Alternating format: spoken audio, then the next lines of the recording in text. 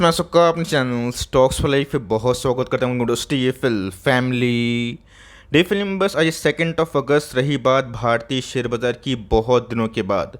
आज हमें निफ्टी में सेंसेक्स में अच्छी खासी फॉल देखने को मिली। I am pretty much sure आपके पोर्टफोलियो में भी फॉल विटनेस ज़रूर देखने को मिली होगी, लेकिन इसी बीच में एट द एंड में थोड़ी बहुत रिकवरी हमें दिखाई ज़रूर दी। बट मेरा ऐसा मानना है आपको दोस्तों जो न्यूज़ है वो सीधा सीधे मिलनी चाहिए। आई एम प्रीटी मच श्योर कि जो मार्केट को थोड़ा सा भी खुद से ट्रैक करते हैं उनको अच्छे से पता है कि यूएस में जो फिच की रेटिंग है, जहाँ पे यूएस को डाउनग्रेड किया गया है, जिसकी वजह से वर्ल्ड इकोनॉमी में थोड़ा बहुत कंसर्न का मैटर पैदा हो चुका है। लेकिन दोस्तों जब मार्केट हायर लेवल्स पे होता है तो थोड़ी बहुत नेगेटिव न्यूज़ से प्रॉफिट बुकिंग देखने को मिलती है। बट येस, ये न्यूज़ कितना हद तक इंटेंसिफाई कर सकता है आने वाले दिनों में नीचे साइड के ट्रिगर में, वो देखना समझना बहुत ही इंपॉर्टेंट है। और दोस्तों एफ क्या कर रहे हैं, और फाइनली गाइस एक कंपनी टाइटन के आ गए हैं नंबर्स, उनके नंबर्स कैसे रहे, उन सबको बहुत ही जो वाइजली हम लोग डिस्कस करने वाले हैं। चैनल फर्स्ट टाइम होंगे सब्सक्राइब कर सकते हैं इस तरह की क्वालिटी कंटेंट को सबसे पहले एक्सेस करने के लिए। Now without delaying any for time let's begin. मैंने आपको हमेशा एक बात सिखाने और बताने की कोशिश की है कि मार्केट की तेज़ी से उत्तेजित नहीं और गिरावट से ऑफकोर्स डिप्रेस्ड नहीं। मार्केट का साइकिल है, गिरेगा चढ़ेगा भी, लेकिन इसी बीच में दोस्तों आज निफ्टी में बहुत दिनों के बाद 200 पॉइंट के आसपास फॉल विटनेस होता हुआ देखने को मिला। लेकिन दोस्तों 12 बजे तक, 12:30 बजे तक, इवन 1 बजे तक ये फॉल न लगभग 0.25% 1.5% के आसपास था। और निफ्टी का डे लो की बात की जाए, आप देख सकते हैं कि 19,423 के आसपास था। ऑल दो थोड़ी बहुत रिकवरी हमें एट द एंड में देखने को मिली, जहाँ पे गए जो फिगर्स हैं आपको थोड़े दूसरे देखने को मिल रहे हैं। बट इसी बीच में गए पोर्टफोलियो लेवल के बहुत सारे स्टॉक जो बहुत ही तेज़ी से भाग रहते हैं, उन सब में हमें गिरावट दिखाई ज़रूर दी है। देख सकते हैं कि मोर और लेस गए सारे सेक्टर की बात की जाए, banking sector, mid cap, small cap, next 50 सब में हमें अच्छी खासी फॉल देखने को मिली। तो जी गैस स्मॉल कैप इंडेक्स में आप सबको अच्छे से पता है कि बहुत लोग की रुचि होती है, और अगर वो इंडेक्स 1.5% डाउन होता है तो पोर्टफोलियो गैस भागना बहुत ही हद तक टफ हो जाता है। बट इसी बीच में गैस हमें समझना है आज लूजर्स कितने लोग थे, और ऑफकोर्स जो विनर्स कैटेगरी में थे डे ग्रीन में वो कितने लोग थे। शेयर पॉइंट ऑफ व्यू की बात की जाए तब देख सकते हैं कि 518 शेयर में ही हमें ग्रीन क्लोजिंग देखने को मिली। लेकिन दोस्तों मार्जिन ग्रीन था, लेकिन 1500 स्टॉक की बात की जाए उन सब में हमें सेलिंग का दबाव दिखाई ज़रूर दिया है। दोस्तों मुझे पता है कि बहुत लोग के पास न्यूज़ आ गई है कि फिच की बात की जाए, ग्लोबल रेटिंग एजेंसी है, उन्होंने यूएस को डाउनग्रेड किया है, मतलब AAA से क्या कर दिया है AA+। अब दोस्तों ये जो डाउनग्रेड है ना क्यों मिला है, यही सीखना बहुत इंपॉर्टेंट है। न्यूज़ तो आपने सुन लिया होगा कि चलो फिच ने यूएस की क्रेडिट रेटिंग को डाउनग्रेड किया, लेकिन क्यों किया, इसके पीछे की रीज़न क्या है, वजह क्या है, क्या कुछ ऐसा रीज़न है जो हम लोग को पहले से पता नहीं था, इस पे गौर करने की आवश्यकता है। मैं कोई भी ग्लोबल ब्रोकरेजेस की बात की जाए, डोमेस्टिक ब्रोकरेज की बात की जाए, उनके टारगेट से सहमत नहीं होता हूँ। बट येस, उनकी जो रिसर्च होती है मैं उसको तहे दिल से ऑफकोर्स मतलब अप्रिशिएट करता हूँ, बिकॉज उसमें कंटेंट भरा होता है। उसके बाद गैस हम लोग को बिलीव करना है कि हम लोग मानेंगे या फिर नहीं मानेंगे। तो यहाँ पे गैस यूएस में ना आप सबको अच्छे से पता है कि आए दिनों बहुत सारी न्यूज़ आती है जहाँ पे बहुत लोग डिस्कस करते हैं कि डेट बर्डन कितना हद तक रिजॉल्व होगा आने वाले दिनों में। आप सबको अच्छे से पता है कि यूएस एक लोन डिफ़ॉल्ट करने ही वाला था, जहाँ पे जो डेट सीलिंग का बर्डन था थोड़ा एक्सटेंड होता हुआ देखने को मिला। तो इन सब न्यूज़ की वजह से ऐसे बहुत सारे ग्लोबल ब्रोकरेजेस हैं जो अभी के टाइम में यूएस को डाउनग्रेड कर रहे हैं।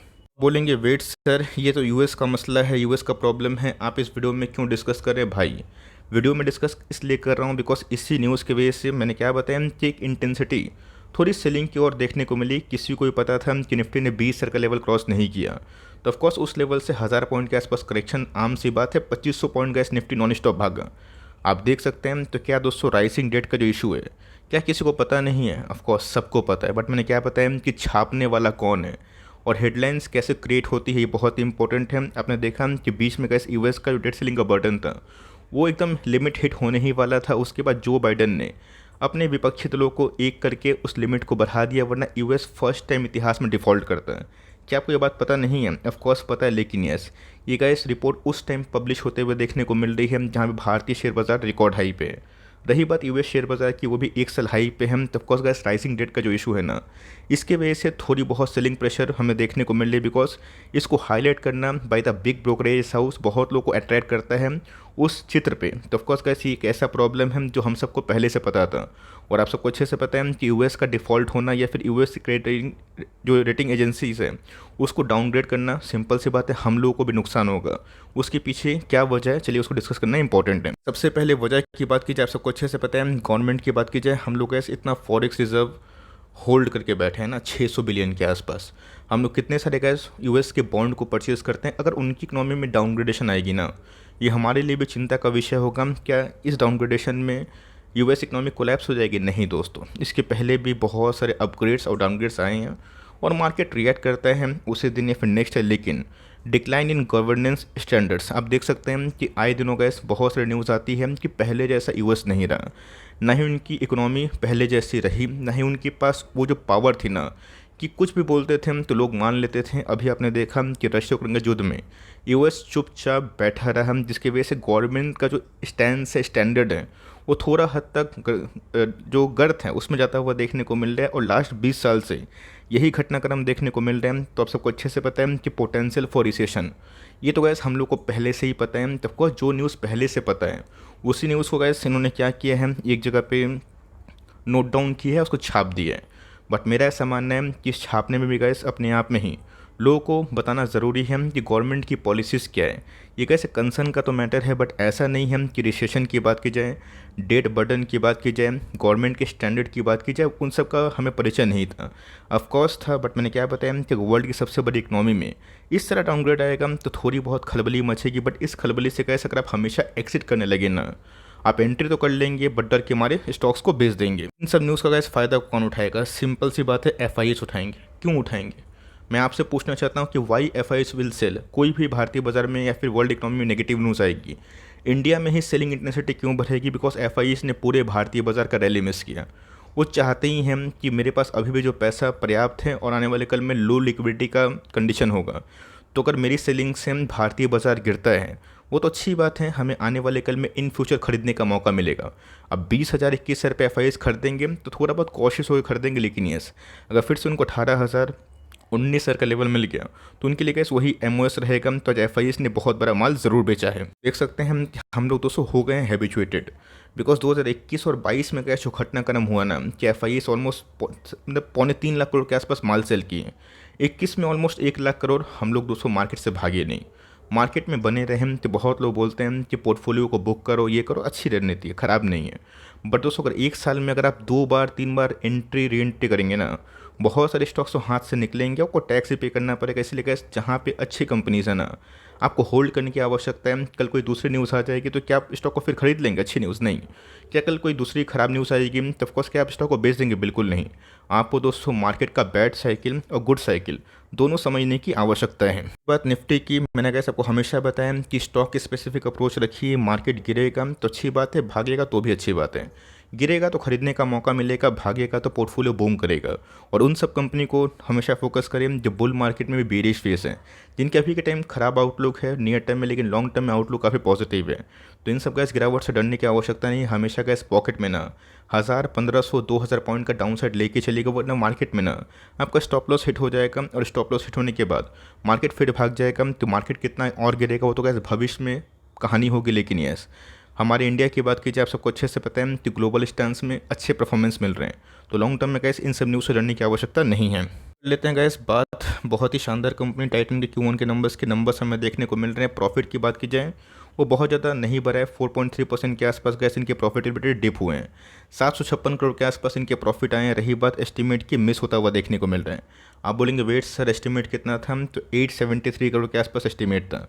आप बोलेंगे बाप रे इतना ज़्यादा क्यों गिरा? तो ऑफकोर्स का टाइटन के जो मार्जिन है ना, उसमें अच्छी खासी फॉल देखने को मिली बहुत दिनों के बाद, बहुत क्वार्टर के बाद।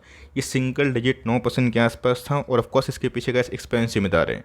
ऑल दो टॉप लाइन की बात की जाए वो तो बहुत ही शानदार वे से बढ़े, बट बॉटम लाइन की बात की जाए ड्यू टू पुअर मार्जिन के जो नंबर्स हैं एस्टिमेट को बीट नहीं कर पाए। चल मेगा टाइटन की बात की जाए, आज इसने मतलब 3200 के आसपास इसने लाइफ टाइम हाई को हिट किया था। और ऑफकोर्स नंबर्स आने के पहले 5-7% के आसपास पुल बैक हमें देखने को मिल रही है। तो बहुत लोग जिनको वेट करने का मन था और ख़रीदने का मन था, उनके लिए गाइस लेवल्स बताना बहुत ही इंपॉर्टेंट है। तो इन सब कंपनी को दोस्तों हमेशा बेचा नहीं जाता। आप खरीदते हैं, 5 साल होल्ड करते हैं तो पैसे बनते हैं।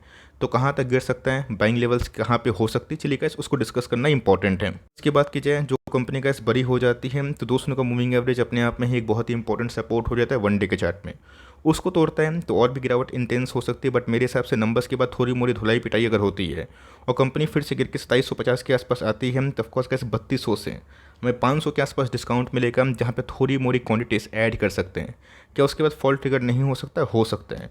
बहुत लोग बोलेंगे कि सर प्रॉफिट को बचाना है तो अपना कॉल लें, प्रॉफिट को बुक कर सकते हैं आप अपने जिम्मेदारी पे, लेकिन खरीदने का मन कर रहा है तो ऑफकोर्स गैस इस लेवल का वेट करें, वरना अगर स्टॉक भागता है तो लेट इट गो। हिसाब से गैस नंबर्स के बाद थोड़ी मोड़ी गिरावट होनी चाहिए, इट डिजर्व करता है, बिकॉज इनके प्राइस ट्रेंडिंग थोड़े से एक्सपेंड हुए हैं। ऑल दो कंपनी के टॉप लाइन तो ठीक थे बट बॉटम लाइन थोड़ी बहुत निराशाजनक है। उसके रीज़न की बात कीजिए, मैंने बता दिया ऑपरेटिंग मार्जिन 9% थे, तो लास्ट ईयर इसी क्वार्टर में 14% थे, और क्वार्टर के बेसिस की बात की जाए 11 से 9, मतलब कैसे आने वाले कल में अगर वीकली चार्ट पे हमें बॉलिंजर बैंड के मीडियन के आसपास वही 2750 के आसपास मिलते हैं तो फर्स्ट बाइंग लेवल होगा, और उसके बाद गिरता है गलती से 2620, 2550, 2500, तो वहाँ पे गैस आप बाइंग कर सकते हैं और लॉन्ग टर्म तक होल्ड कर सकते हैं।